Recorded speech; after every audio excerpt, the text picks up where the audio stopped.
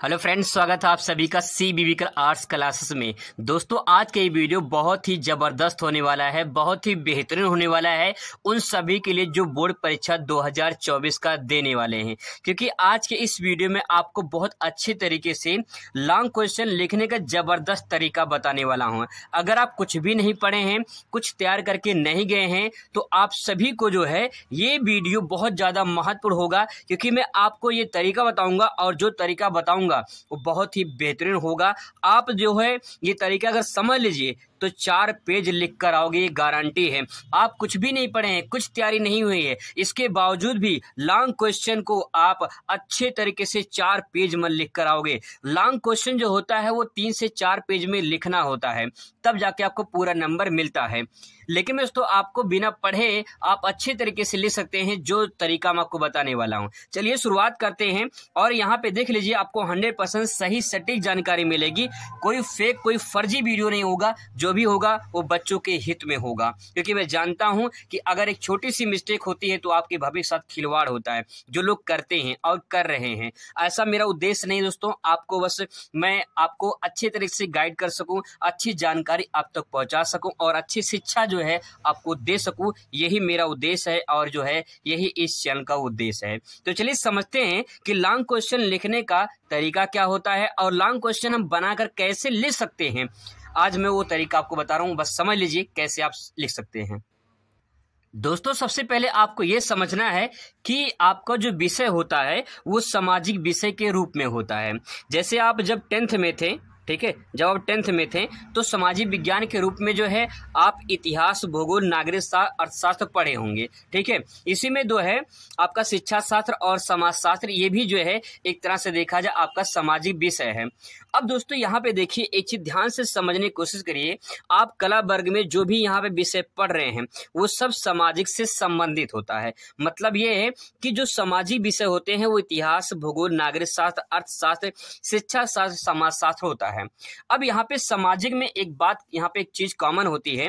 मानव क्या है? एक सामाजिक प्राणी है। ठीक है, मानव क्या है? एक सामाजिक प्राणी है। और मानव का संबंध किससे होता है? मानव का संबंध होता है समाज से, क्योंकि मानव क्या है? एक सामाजिक प्राणी है। मानव कहाँ रहता है? समाज में रहता है। तो समाज में जो भी घटनाएं घटती हैं, जो भी क्रियाएं प्रक्रियाएं होती हैं, वो सब मानव के द्वारा होती है। तो अब यहाँ पे हमें ये समझना कि मानव का संबंध समाज से है और समाज का संबंध किससे है? मानव से है। तो मानव के द्वारा जो भी क्रियाएं होती हैं वो इन्हीं विषय के अंतर्गत ध्यान में रखा जाता है, इन्हीं विषय के बारे में पढ़ते हैं। अब देखिए यहाँ पे इतिहास, भूगोल, अर्थशास्त्र, नागरिक शास्त्र, शिक्षा शास्त्र, समाज शास्त्र, इसमें एक चीज कॉमन है। क्या कॉमन है? मानव। और इसी मानव को उठा के जो है आपको सारा आंसर बनाना है। सबसे पहले दोस्तों आपको ये समझना है कि आपकी जो वो पेपर होते हैं, उस पेपर में जो सवाल पूछे जाते हैं वो कुछ इस टाइप से पूछे जाते हैं।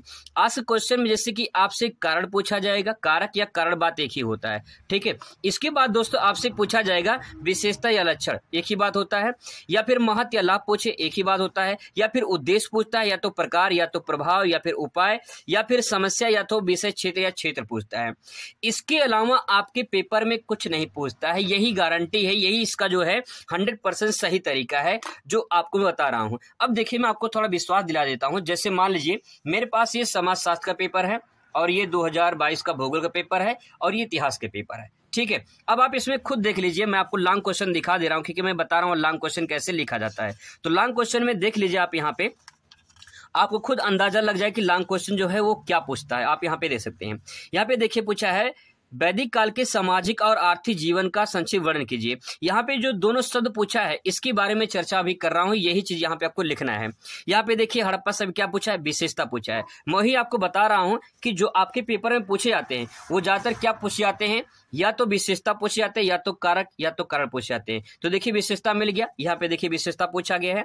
इसके बाद देखिए यहाँ पे आगे देखिए, भक्ति आंदोलन से आप क्या समझते हैं? भक्ति आंदोलन की पूर्व विशेषता क्या पूछा है? विशेषता पूछा है। ठीक है, यहाँ पे देख लीजिए, यहाँ पे देखिए क्या पूछा है? असफलता के क्या पूछा है? कारण पूछा है। ठीक है, यही देखिए सब कुछ यही पूछता है जो मैं यहाँ पे लिखा हूँ। आगे देख लीजिए और देख लीजिए, ताकि आपको विश्वास भरोसा बना रहे और आप अच्छे तरीके से प्रेजेंट कर सके। यहाँ पे देख लीजिए क्या पूछा है। यहाँ पे देखिए सिद्धांत लिखिए और भारतीय समय पर इसकी प्रभाव, लास्ट में देखिए क्या लिखा है, प्रभाव पूछा है। ठीक है, तो यहाँ पे देखिए क्या लिखा है मैंने, ये देखिए यहाँ पे क्या पूछा है, प्रभाव पूछा है। आगे देख लीजिए, इसमें देख लीजिए मुगल के प्रांतीय प्रशासन की क्या पूछा है, विशेषता पूछा है। कुल मिला के जुला के दोस्तों देखा जाए तो आपको यही दिखाई देगा कि इसमें से यही सारे टाइप के क्वेश्चन यहाँ पे बनते हैं। ठीक है, अब ये देखिए ये तो हो गया इतिहास का हो गया। आगे और देख लीजिए, भूगोल का देख लीजिए। ठीक है, इसका भी देख लीजिए ताकि आपका जो है विश्वास बना रहे कि क्वेश्चन किस प्रकार से पूछे जाते हैं, फिर आंसर कैसे लिखना है वो मैं आपको बताने वाला हूं कि आंसर आपको सही तरीके से कैसे लिखना है, बिना पढ़े आप लिख पाएंगे। देख लीजिए यहाँ पे विश्व वितरण में असमान वितरण के कारक, यहाँ पे देखिए क्या पूछा है, कारक पूछा है। यहाँ पे देखिए कारक या कारण बात एक ही होता है। आगे देख लीजिए भारत में लौह इस्पात संयंत्र उद्योग के कारक, यहाँ देखिए क्या लिखा है, कारक पूछा है। ठीक है, कारक के बारे में बताना है। ठीक है, आगे देख लीजिए, यहाँ पे भी देख लीजिए मानव बल की प्रकृति में विशेष क्षेत्र क्या पूछा है, विशेष क्षेत्र पूछा है। ठीक है, यहाँ पे देख लीजिए ग्रामीण जनसंख्या के नगरों के ओर बड़े पैमाने पर होने प्रव्रजन को रोकने के लिए कोई चार क्या पूछा है, उपाय पूछा है। ठीक है, क्या पूछा है, उपाय पूछा है। देख लीजिए क्या पूछा, उपाय पूछा है। तो कुल मिला के जुला के दोस्तों देखा जाए यहाँ पे क्वेश्चन जो आपसे पूछे जा रहे हैं वो कहीं न कहीं आपसे इसी प्रकार क्वेश्चन पूछे जाते हैं। ठीक है, आगे देख लीजिए इतिहास का, इतिहास में देख लीजिए यहाँ पे आपको थोड़ा सा विश्वास हो जाएगा लॉन्ग क्वेश्चन में किस प्रकार से सवाल यहाँ पे पूछे जाते हैं। कृषक आंदोलन क्या पूछा है, कारण पूछा है। ठीक है, यहाँ पे देख लीजिए। इसके बाद यहाँ पे देखिए जनजाति क्या पूछा है, यहाँ पे देखिए कारण पूछा है। ठीक है, आगे देख लीजिए यहाँ पे संयुक्त परिवार की परिभाषा के लिए यहाँ पे क्या प्रमुख प्रकार है, यानी कार्य पूछा है। ठीक है, आगे देख लीजिए यहाँ पे इसमें देखिए क्या पूछा है, कारक, ये देखिए कारक पूछा है। यहाँ पे देखिए संप्रदायवाद के कारण पूछा है और परिणाम पूछा है। तो यहाँ पे कुल मिला जुला के दोस्तों देखा जाए यही सारे क्वेश्चन आपके बनते हैं। अब यहाँ पे इस बात को कैसे समझना है कि हमें आंसर लिखना कैसे है। दोस्तों मैंने आपको ये तो बता दिया कि इन सभी विषयों के बारे में मैंने इतिहास भूगोल जो मेरे पास पेपर था 2022 का वो मैंने सब कुछ बता दिया है। सारे यहाँ पे सब्जेक्ट में भी ऐसे ही सवाल पूछे जाते हैं और इसी टाइप के सवाल पूछे जाते हैं। अब सवाल ये है कि इसका आंसर कैसे लिखेंगे, तो यहाँ पे थोड़ा ध्यान से समझने की कोशिश करना दोस्तों। यहाँ पे देख लीजिए आपको आंसर, यहाँ पे जो आपका क्वेश्चन पूछा जाता है वो क्वेश्चन आपका इस प्रकार से पूछेगा और आपको आंसर कैसे लिखना है। देखिए जो मानव है वो क्या है, एक सामाजिक प्राणी है। तो मानव क्या है, सामाजिक से जुड़ा है, यानी सामाजिक, आर्थिक, राजनीतिक, धार्मिक, भौगोलिक, नैतिक और तकनीकी, इन रूप से जो है मानव कहीं न कहीं जुड़ा हुआ है। अब आपको क्या करना है, जैसे आपसे पूछ ले कि कारक पूछ ले, कारण पूछ ले, तो कुछ नहीं करना है, सब में आंसर यही रहेगा, कुछ नहीं करना है, हेडिंग डालना है सामाजिक कारक या सामाजिक कारण। सामाजिक कारण हो गया, ये देखिए आर्थिक कारण, राजनीतिक कारण, धार्मिक कारण, भौगोलिक कारण, नैतिक कारण, तकनीकी कारण, ये हो जाएगा इस प्रकार से। अगर विशेषता पूछता है तो क्या लिखेंगे, सामाजिक विशेषता, आर्थिक विशेषता, राजनीतिक महत्व, राजनीतिक विशेषता, राजनीतिक धार्मिक विशेषता, भौगोलिक विशेषता, नैतिक विशेषता, तकनीकी विशेषता, इस प्रकार से आप आंसर लिखेंगे।